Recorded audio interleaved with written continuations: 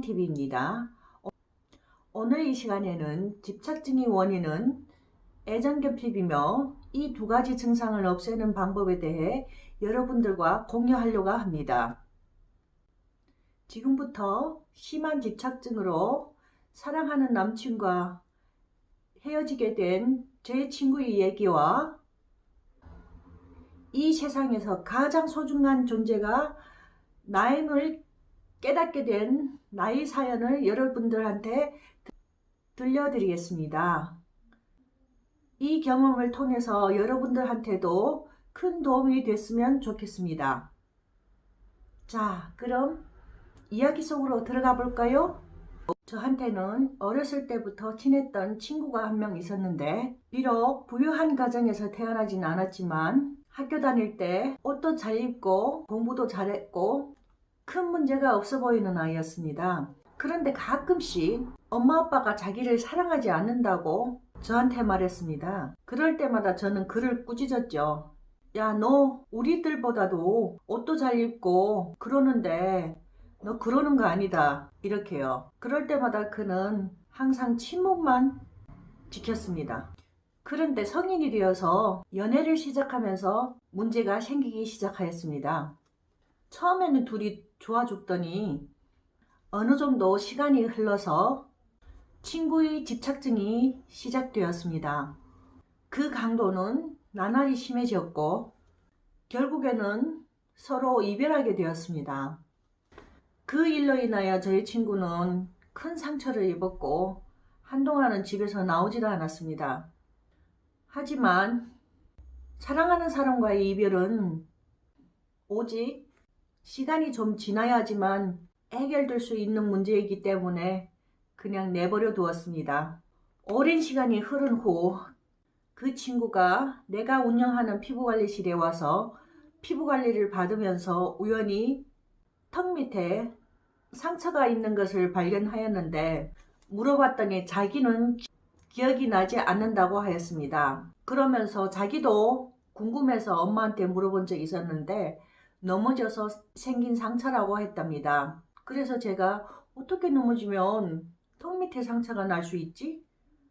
라고 했더니 그 친구가 하는 말이 저도 그것이 의심이 들긴 하지만 엄마가 설마 거짓말 했겠어? 라고 대답하였습니다. 하지만 저는 궁금하면 못 참는 성격이라 그 친구한테 최면을 진행하기로 하였습니다. 시간을 거꾸로 돌려서 최면 중에서 그 친구의 4살 때 기억과 100일 때의 기억을 찾게 되었는데요. 턱 밑에 있는 상처는 그의 엄마가 물건을 뿌려서 난 상처였습니다. 그 친구가 100일쯤 되었을 때의 기억도 찾게 되었는데 아빠의 목소리가 들린다고 하였습니다. 아빠가 뭐라 하는데? 라고 물었더니 아빠가 자기 자신을 밖에다 내다 던지라고 말하였다고 하였습니다. 드디어 그 친구가 얘기했던 아빠 엄마는 나를 사랑하지 않아 라는 생각과 일치하는 기억이었습니다. 최면을 마치고 그 친구는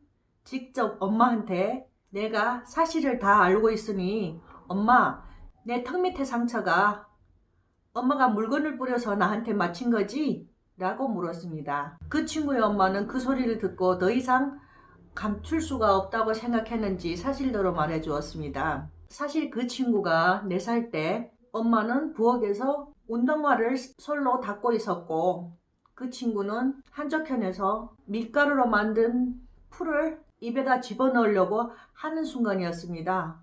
엄마는 그 행동을 제지시키려고 운동화를 닦고 있던 솔을 벽에다 던졌는데 그 던졌던 솔이 벽에 맞히면서 튕겨져 나와 제 친구의 턱 밑에 날카로운 부분이 맞췄던 것이었습니다. 그리하여 피투성이가 됐고 여러 방 꿰맸다고 하였습니다. 지금 생각해보면 의외의 사고였지만 그 친구의 마음속에는 엄마는 나를 사랑하지 않아 라는 생각이 무의식 속에 숨어져 있었던 것이었습니다. 그 사실을 알고 난 후에 그 친구는 또 100일 때 기억을 엄마한테 물어보았는데 한 100일 때쯤 아빠는 왜 나를 밖에다 던지라고 했어?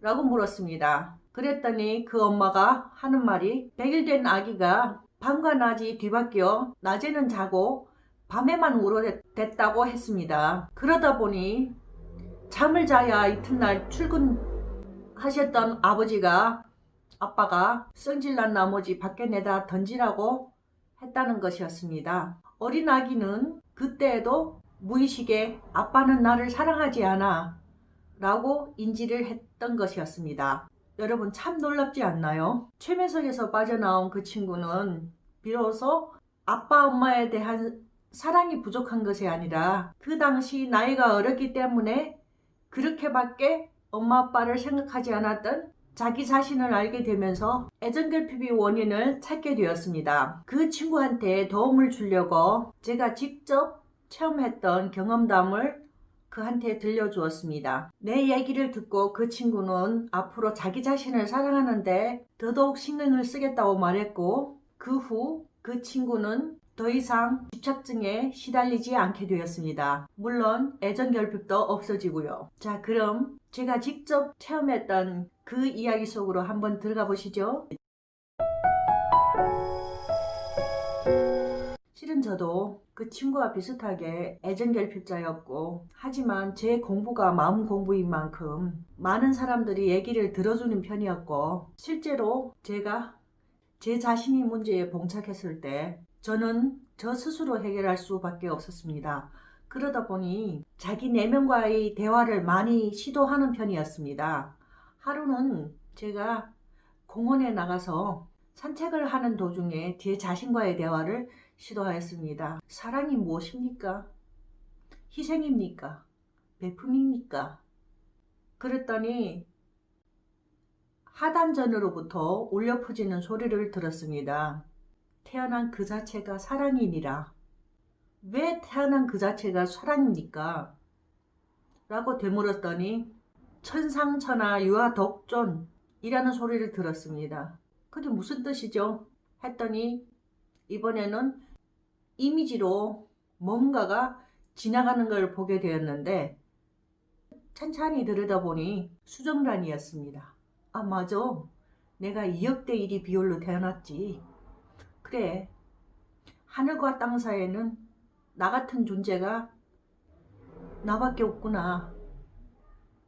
그 순간 저는 그 자리에 앉아서 오열하였습니다. 그래, 맞아. 인간의 몸으로 태어나는 그 자체가 2억 대 1이 비율인데, 낙타가 바늘구멍 지나가기보다도 더 힘들다는 확률인데, 나는 나 자신을 사랑해 본 적이 없었구나. 그러면서 엉엉 울면서 내 마음속으로 이렇게 외쳤습니다.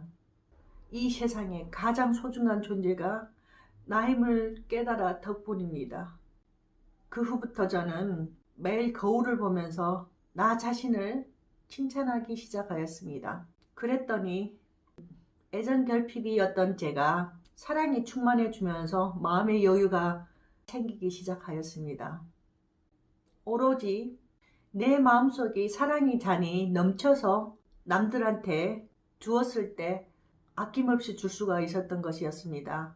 그런데 보통은 남녀지간의 사랑은 내가 열을 주면 그래도 반 이상은 돌아와야지 내가 서운하지 않는데, 나는 많이 주었는데 상대방한테 돌아오지 않았을 때는 서운함으로 돌아오게 됩니다. 그런데 친구 같은 경우는 애정결핍이 심하다 보니 남자한테서 더 많은 사랑을 받고 싶어서 잘해주었는데 당연하게 받아들이면서 제 친구는 그때부터 더더욱 그한테 집착을 하게 되었던 것이었습니다. 여러분 눈치채셨나요? 저희 얘기에서 얻은 결론은 오직 내 자신을 사랑하고 이 세상에서 가장 소중한 존재가 나임을 알아차리는 것이 애정결핍, 집착증에서 벗어나는 방법이었다는 것입니다. 지금까지 저희 긴 이야기 들어주셔서 대단히 감사합니다. 그럼 다음 시간에 만나요. 안녕.